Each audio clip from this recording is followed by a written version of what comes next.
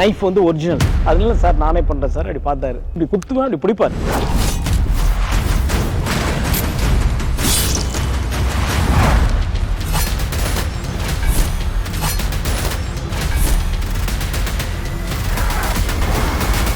Jailer unlock super star Rajinikanth അഭിനയിച്ച mega block buster ചലച്ചിത്രം ജയിലറിന് പിന്നിലെ കഥ സബ്ടൈറ്റിലിനോടൊപ്പം നിങ്ങളുടെ സൺ നെക്സ്റ്റിൽ മാത്രം കണ്ടാസ്വദിക്കാം. ഇപ്പോൾ തന്നെ ആപ്പ് ഡൗൺലോഡ് ചെയ്യൂ.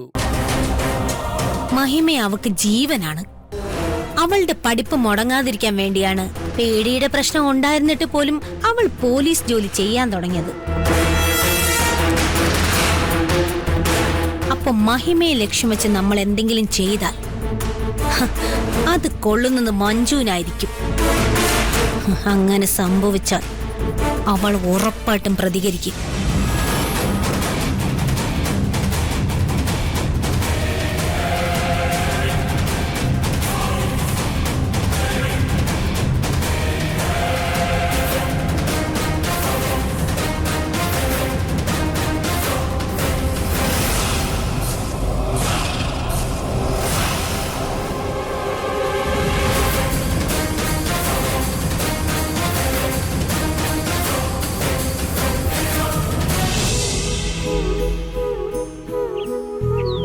ഞാൻ എത്ര ശ്രമിച്ചിട്ടും എനിക്ക് ഗിരിയേട്ടനെ മനസ്സിലാവുന്നില്ല.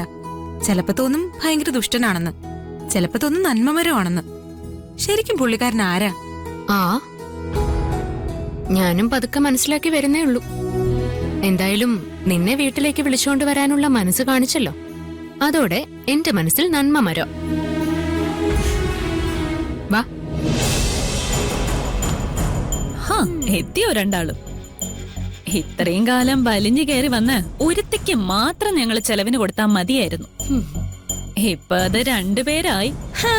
അല്ലെങ്കിലും നിന്നെ പോലുള്ള പോലീസുകാർക്ക് എല്ലാം ഫ്രീ ആയിട്ട് വാങ്ങിച്ചാണല്ലോ ശീലം. ഇവൾക്ക് ഇവിടെ നിന്നെല്ലാം ഫ്രീ ആയിട്ട് കിട്ടിയാൽ മാത്രം പോരാ കുഞ്ഞാറ്റെ. ഇവളെയും കൂട്ടുപിടിച്ച് ഞങ്ങളെ വീട്ടിൽ നിന്ന് തന്നെ പുറത്താക്കാനാ പരിപാടി. ഞങ്ങൾക്ക് അങ്ങനെ ഒരു ഉദ്ദേശമില്ല. ഗിരിയേട്ടൻ ഇപ്പോഴും വലുത് അമ്മ തന്നെയാ. എനിക്ക് വിശ്വാസമില്ല. നീ കാരണം ഗിരി വല്ലാതെ മാറി. സത്യം പറ, ഇവളെ ഇവിടെ താമസിപ്പിക്കാനുള്ള തീരുമാനം ഗിരിയും കൂടെ അറിഞ്ഞിട്ടാണോ? നിങ്ങൾ എന്നെ പറ്റിക്കാൻ വേണ്ടിയല്ലേ ഈ നാടകം കളിച്ചത്? ഗിരിയേട്ടന് ഞാൻ ഇങ്ങോട്ട് വന്നത് തീരെ ഇഷ്ടപ്പെട്ടിട്ടില്ല. അതിനെ ചൊല്ലി ചേച്ചിയുമായി ഗിരിയേട്ടൻ പലതവണ വഴക്കു കൂടിയിട്ടുണ്ട്. എനിക്കിത് കേട്ടിട്ട് അത്ര വിശ്വാസം പോരാ. നിങ്ങളെ വിശ്വസിപ്പിക്കേണ്ട ആവശ്യമൊന്നും ഞങ്ങൾക്കില്ല.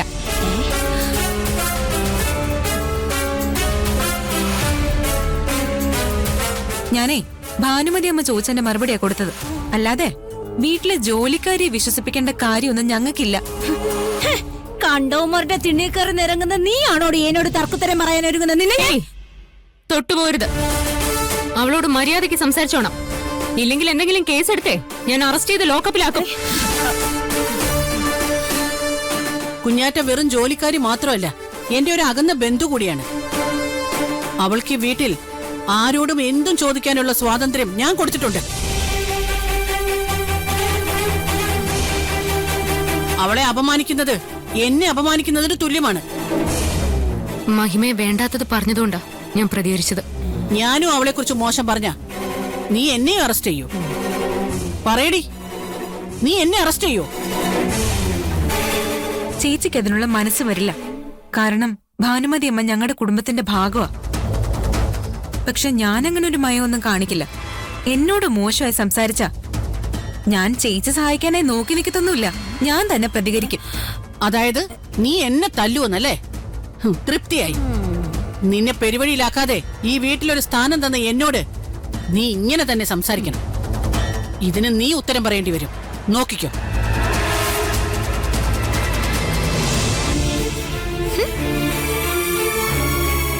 ഇനി ഇതിന്റെ പേരിൽ എന്തൊക്കെ പ്രശ്നങ്ങളാണാവോ ഉണ്ടാവാൻ പോകുന്നത്? ചേച്ചി വെറുതെ ടെൻഷൻ അടിക്കാതെ എല്ലാം നമുക്ക് വരുന്നിടത്ത് വെച്ച് കാണാം.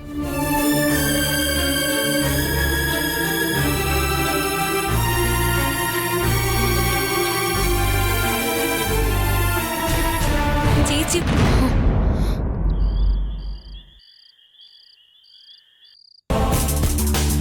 ഭാനുമ്മ ഗിരിയോട് എന്താ പറയാൻ പോകുന്നേ? നടന്നത് പറയും.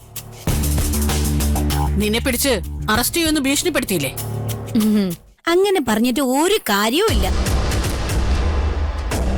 എന്നെ അറസ്റ്റ് ചെയ്താ ഗിരിക്ക് എന്തെങ്കിലും വിഷമം ഉണ്ടാവോ? അപ്പൊ പിന്നെ എന്റെ വിഷയമായിട്ട് അവതരിപ്പിച്ചിട്ട് ഒരു കാര്യവുമില്ല. പിന്നെ എന്ത് ചെയ്യാനാ? മഞ്ജു ഭീഷണിപ്പെടുത്തിയതേ ഭാനു അമ്മയാണെന്ന് പറയണം. അതുപോലെ തന്നെ സ്വപ്നയെ കോടതി കയറ്റുമെന്നും പറഞ്ഞ് പേടിപ്പിച്ചെന്നും പറയണം. അതും കൂടി ആവുമ്പോഴേ ഗിരിക്ക് കൂടുതൽ ദേഷ്യം വരും. പക്ഷേ അവള് ഞങ്ങളെ ഭീഷണിപ്പെടുത്തിയില്ലല്ലോ.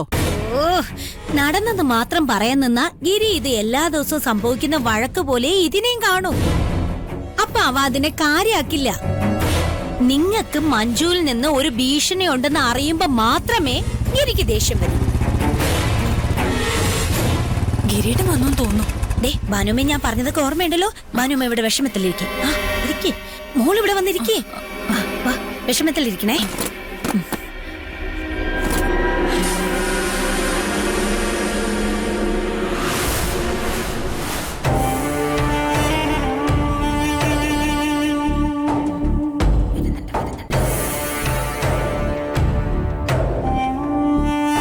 എന്തുപറ്റി? ആരും ഒന്നും മിണ്ടുന്നില്ലല്ലോ. എന്താ, ഇന്നെന്തെങ്കിലും പ്രശ്നം ഉണ്ടായോ? ഇനി എന്തെങ്കിലും പ്രശ്നം ഉണ്ടായാൽ മുകുന്ദനെയും കൂട്ടിക്കൊണ്ട് നീ കോടതിയിലേക്കോ പോലീസ് സ്റ്റേഷനിലേക്കോ വരേണ്ടി വരും. മുകുന്ദനെ വിളിച്ചോണ്ട് വന്നിട്ട് എന്താ കാര്യം? ഏതെങ്കിലും നല്ലൊരു വക്കീലിനെ കൊണ്ടുവരണേ. നിങ്ങൾ എന്തൊക്കെയാ പറയുന്നത്? എനിക്കൊന്നും മനസ്സിലാവുന്നില്ല. ഇനി മഞ്ജുവിന്റെ അടുക്ക എന്തെങ്കിലും വഴക്കിന് ചെന്നാൽ ഭാനുമ്മയെ അറസ്റ്റ് ചെയ്യുമെന്ന് അവള് പറഞ്ഞേക്കുന്നത്. എന്നെ അവള് കോടതി കയറ്റുമെന്ന് പറഞ്ഞ് ഭീഷണിപ്പെടുത്തിയിട്ടുണ്ട്. ഈ വയസ്സാം കാലത്ത് പോലീസ് സ്റ്റേഷനിലോ കോടതിയിലോ കയറി ഇറങ്ങാനാണ് യോഗമെങ്കിൽ ചെയ്യാതിരിക്കാൻ പറ്റില്ലല്ലോ.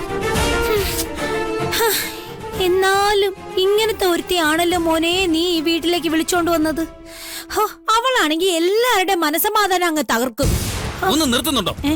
വീട്ടിൽ വന്ന് കയറി കഴിഞ്ഞ അപ്പൊ തുടങ്ങിക്കോണം പരദൂഷണം. നിങ്ങൾക്ക് എന്താ മടുക്കില്ലേ? ഭാനുമ കണ്ടോ, ഇപ്പൊ ഞാൻ പറഞ്ഞത് തെറ്റായി. ഇവളുടെ അടുത്ത് എന്തിനാണ് ദേഷ്യം കാണിക്കുന്നേ? ചേട്ടനൊരു ആൺകുട്ടിയാണെങ്കിലേ ഭാര്യയെ വരച്ച വരയിൽ നിർത്തണം. അതിന് പറ്റാതെ ബാക്കിയുള്ളവരോട് ദേഷ്യപ്പെട്ടിട്ടൊന്നും ഒരു കാര്യവുമില്ല. എന്റെ അമ്മയെ ഭീഷണിപ്പെടുത്തിയിട്ട് അവള് മനസമാധാനായിട്ട് ഉറങ്ങില്ല.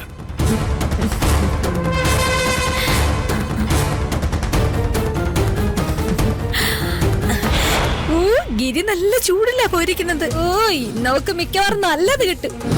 നീ പറഞ്ഞതുപോലെ മഞ്ജു എന്നെ ഭീഷണിപ്പെടുത്തിയെന്ന് പറഞ്ഞത് നന്നായി. അവനേ ദേഷ്യം കൂടി. ഒരു കാര്യം ചെയ്യും, നിങ്ങൾ മുറിയിലേക്ക് പോക്കോ. ഞാൻ മുകളിൽ പോട്ടെ അവരുടെ മുറിയിൽ എന്താണ് നടക്കുന്നതെന്ന് അറിഞ്ഞിട്ട് വരാം.